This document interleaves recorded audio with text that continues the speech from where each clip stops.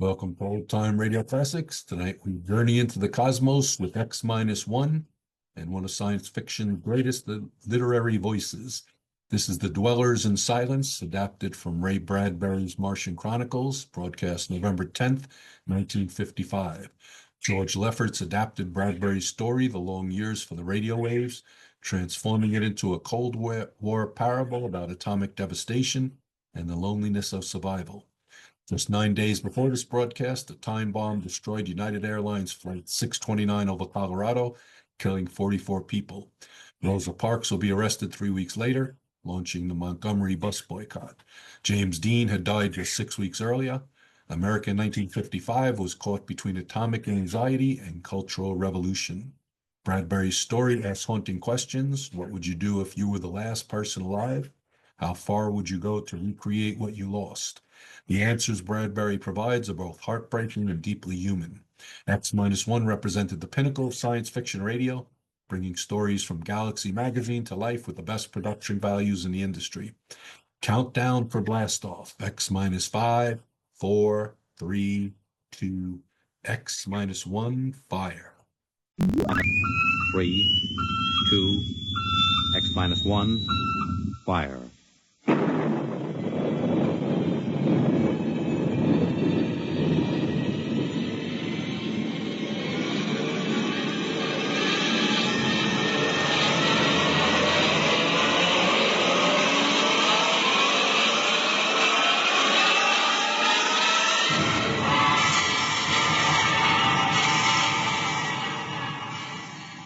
From the far horizons of the unknown come transcribed tales of new dimensions in time and space. These are stories of the future, adventures in which you'll live in a million could-be years on 1,000 maybe worlds. The National Broadcasting Company, in cooperation with Street and Smith, publishers of astounding science fiction, presents X minus one.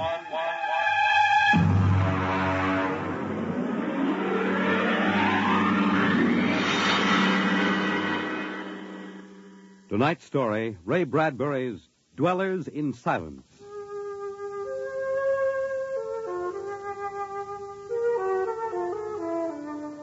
"20 years had passed. 20 years since the last of the giant migration ships had crashed to the surface of Mars, bearing its pitiful handful of survivors of the Earth Wars. 20 years of longing, of turning eyes toward the green Earth as it hung on the horizon like a beckoning light. And now it was done. And the first new ship, built of shining Martian chromaton, had lifted bravely toward home with 3 men locked in its metal belly. There it is. You can barely see the top of the Atomic Trades building in the twilight. They never finished building. Captain, What is it? am I going out of my mind? Look, out that way, to the west. Could that be? Heaven, it is. Those are lights. Turn the ship. Full cruising speed. They are lights. Captain, it's the city, a whole blasted city lit up like a Christmas tree. What do you think of your dead planet now, Williams? Decelerate to -5. We're going to take her down.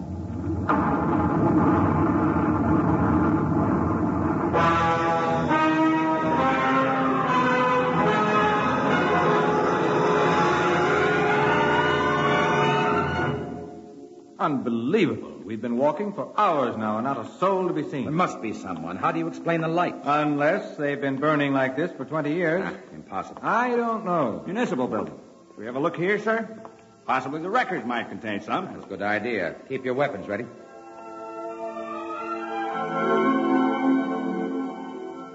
We'll start right here with the city clerk's office. Better check radiation again, Doctor. Well, not enough to do any damage. Gives you the creeps, doesn't it?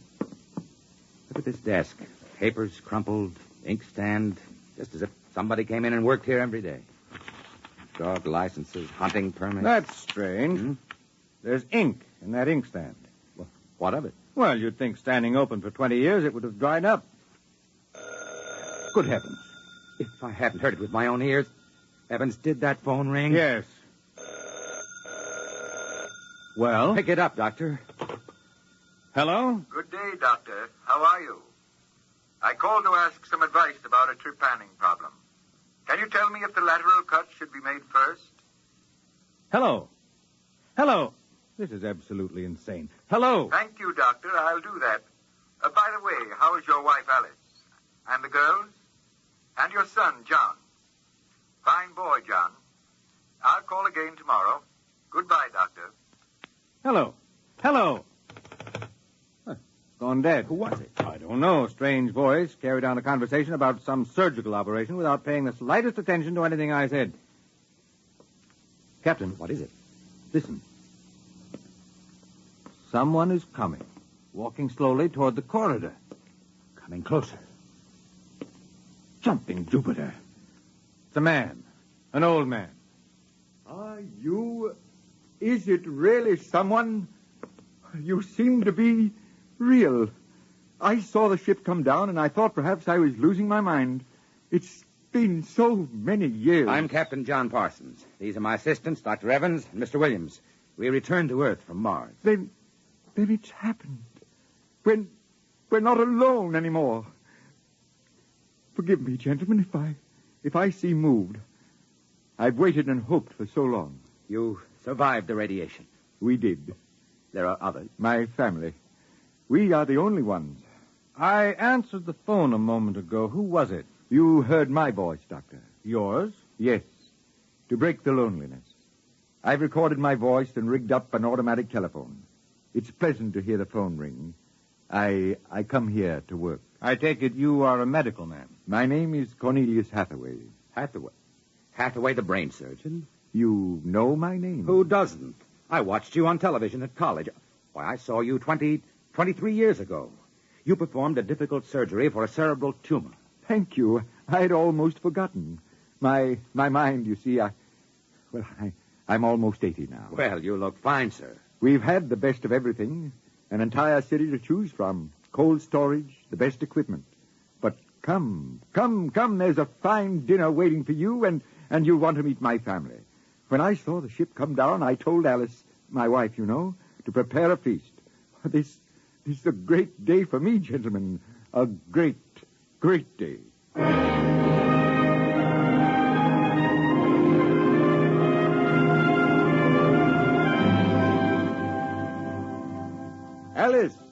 Alice, come out to the porch and see who we have here. Alice, you here? Come out. My wife, gentlemen. Alice, Captain Parsons, Dr. Evans, Mr. Williams. How do you do, Hathaway? How do you do? And now, if you will follow me in, gentlemen, we'll meet my children. Lord, what a beautiful woman. She looks no more than 35. Do you suppose the radiation could have done that to her? I don't know. And these are my daughters, Susan and Marguerite, and my son, John. How do you do? How do you do, sir? Sit down, gentlemen, sit down. We'll have a feast in honor of this occasion. Susan, Marguerite, get the best silverware and the damask napkins. And John, fetch the champagne. Yes, Father. Excuse me a moment, John. Sir? How old are you? 23, sir. Thank you. What is it, Captain? Something wrong? Nothing. Except that it's impossible. You see, Dr. Hathaway's son was already in college when I started. That would make him at least 45.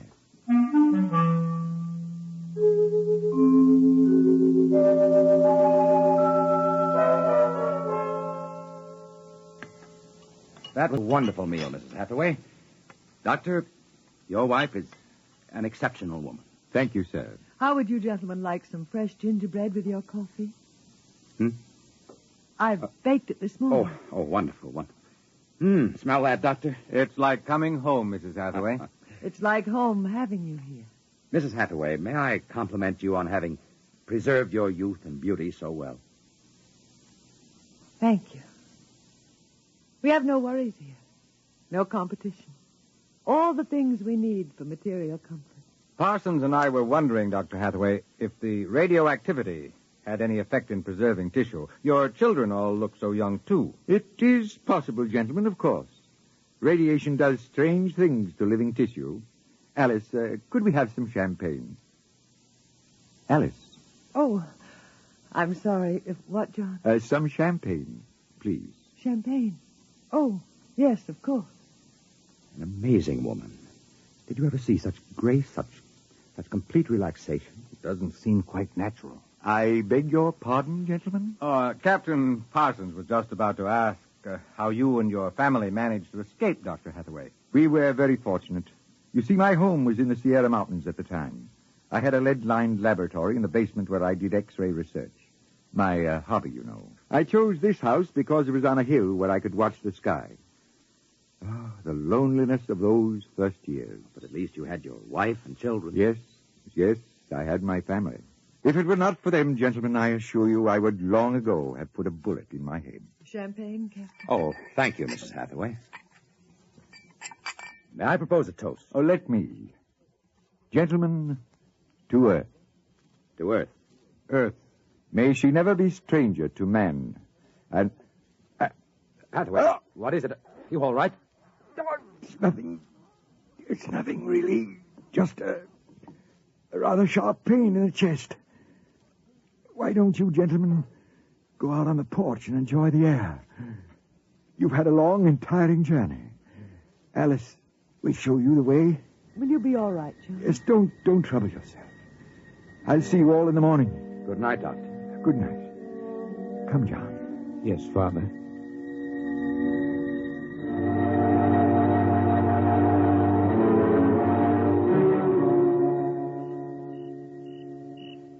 Well, what do you think of old Mother Earth now, Williams? Smell that summer breeze. Look at that view of the city, lighted up against the sky. It has a certain quality. Well, score 1 point for the back-to-earth proponents. I didn't say that. You're beginning to feel it, though, Williams, I can tell. If you don't mind, gentlemen, I'm quite tired. I think I'll turn in. Excuse me? Well, Captain, Well, what? what do you make of all this? I don't know what you mean. This Hathaway and his family. There's something strange and unnatural going on here. I can sense it. Oh, I think you're reading things into it, Doctor. Perhaps. Well, I'll turn in, too. Coming? In a moment, I want to smoke a cigarette.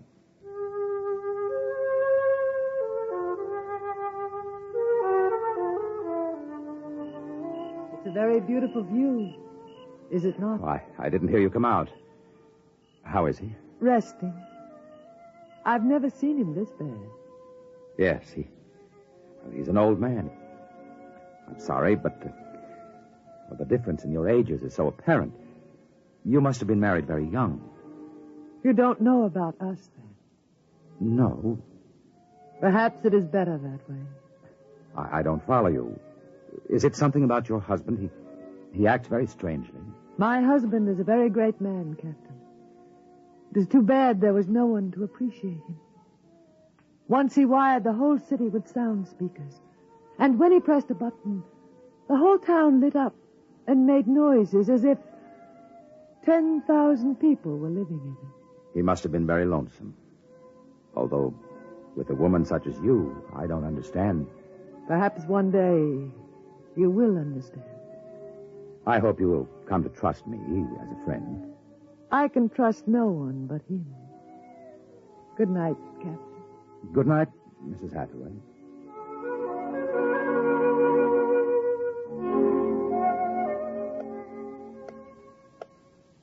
Captain.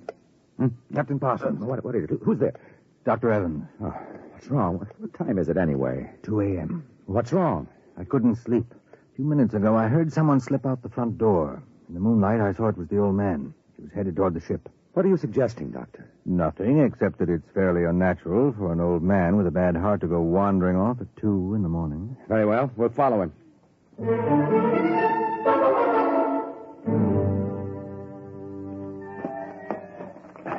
This is far enough. What do you suppose he's doing? What are those on the ground? Good Lord, those are grave markers. 4 of them. You're right. He seems to be praying over them. Listen. Do you forgive me for what I had done? I had to do it. I was so lonely, so terribly lonely. You don't mind too much? You do forgive me, don't you? Yes. Yes, I feel you do. Well, I'm glad. I think perhaps I can rest now. I think He's having another attack. Come on. Hathaway. Dr. Hathaway, can you hear me? Raise his head, Evans. Dr. Hathaway. His lips are moving. What is it, Doctor? Closer. Lean closer. I'm sorry I had to spoil all of this. I've expected it for some time. We'll fix you up. No, I'm an excellent diagnostician. It really doesn't matter. Except for them. What about them, Hathaway? You suspected, didn't you? Yes, I suspected. But I couldn't believe it until now. Do they know? No, they wouldn't understand. I wouldn't want them to know. Ever. Doctor? He's dead, Captain. What was it he meant about your suspecting? Light a match, Dr. Evans. Look on those 4 grave markers and tell me what you see. Good heavens. Well? Alice Hathaway, Marguerite Hathaway, Susan Hathaway, John Hathaway. Died July 1987. But that's 20 years ago. It's impossible. If these markers are correct, then who are those others? Can't you guess, Doctor? Can't you guess?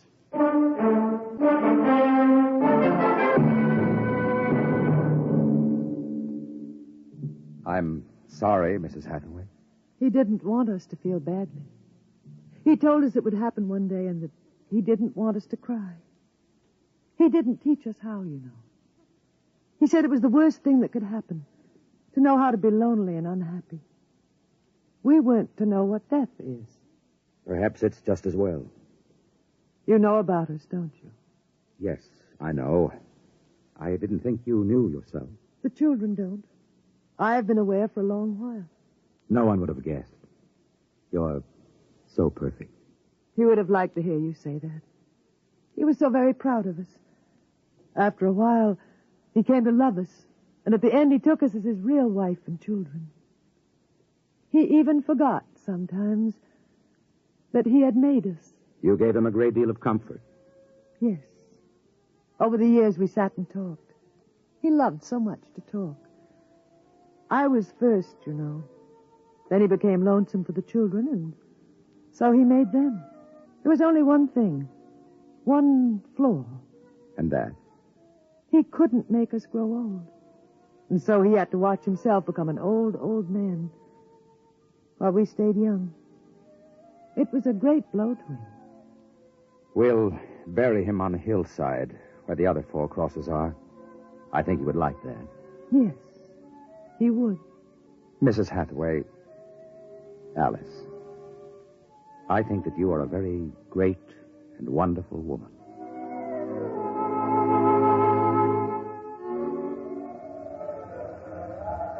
And so we commend the body of this man, John Hathaway, to his Maker. Ashes to ashes, dust to dust returneth. Amen. Come, John. Yes, Mother. Susan, Marguerite. Evans, Williams, stay here a moment, please. What is it? Let them go back to the house. I want to speak to you. I know what you're going to tell us, Captain. I saw the names on the grave markers. Well? It's a mockery, a blasphemy of everything we believe in. For a man to do something so evil. Can't you imagine what he faced? Can't you imagine what it must have been like to have watched his wife and children die slowly of radiation burns? To know that he was the last man on the face of the earth, alone, eternally and unalterably alone. Good Lord, man, what would you have done if you'd had his medical and technical genius? I'll tell you, you'd have come back to your laboratory just as he did and tried to recapture all the wonderful things that they had been to you. You'd use all the power of your memory, all the accuracy of your fingers, and you'd try to put together, bit by bit, all those things that were wife, son, and daughter. It's incredible. So you suggest that we take them back, Captain? I don't know. We haven't enough space in the ship for that. Every ounce counts. Still, to leave them here like that, alone... I think I have an answer, cold-blooded as it may seem. Go on. I suggest that we turn them off. Do you think I could do that? No, but I think I could. After all, they aren't human. They're worse than robots. They're ghoulish. I suggest you go back to the ship, Captain, and leave me to deal with them. I will not permit it. You've no choice in the matter. I assure you it'll be quick and entirely painless. I hate to admit it, but he's right, Captain. We can't take them with us, and it would be less than human to leave them here without Hathaway. They were created by him for himself. They have no other feelings, no other purpose.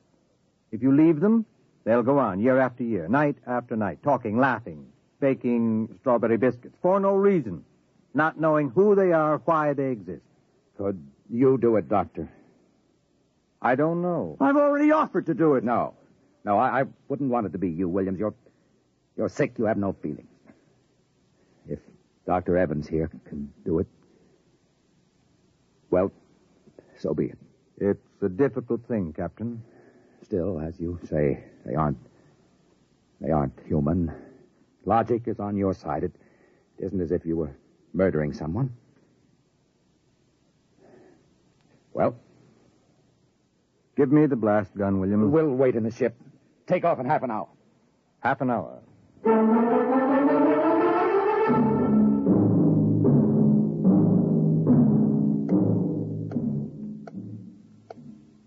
6:25. He should be back soon. Yes.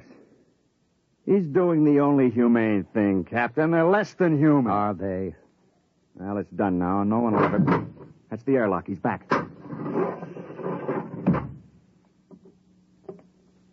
Well, here's your gun. Did you do it? When I entered the house, one of the daughters looked up at me, and she smiled. The others smiled. He taught them that, taught them to make him feel welcome when he came home at night. I knew that, and yet... Well, I should have done it then. I might have, but she came in. The wife. She said something about sitting down for a cup of tea. She looked at me with those fine, intelligent eyes. I couldn't do it. It would be murder. Cold-blooded murder. I prayed you wouldn't be able to do it. There will never be anything as fine as they are, you know. Built to last 100, 200, perhaps 1,000 years. Well, get the course in the integrator, Williams. We'll take off in 20 minutes. I should be back by then. You're going out, sir? I'm going to say goodbye.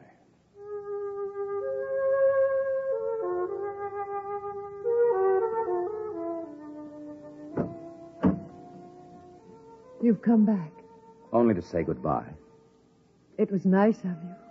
I wanted you to know that I'm coming back. Here? To us? Here. To you. I believe you.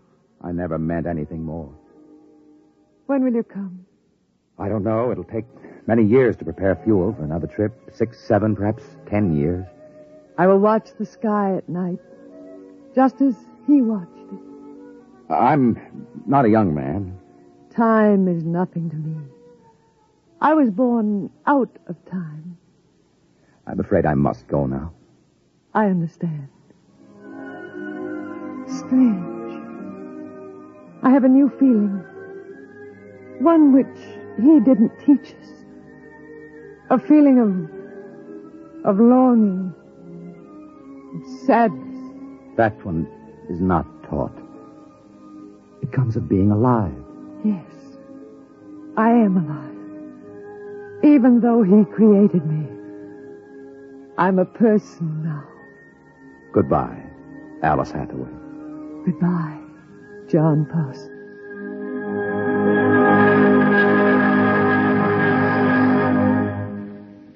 You have just heard X-1, presented by the National Broadcasting Company in cooperation with Street and Smith, publishers of astounding science fiction.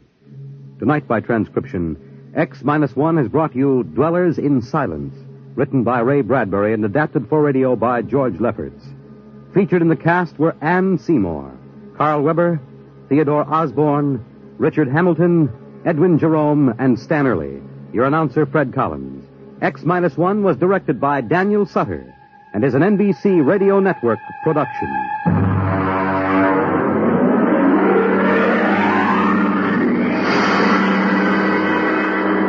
Don't forget, next week, X-1 will be heard on Wednesday at 8 p.m. Eastern Standard Time.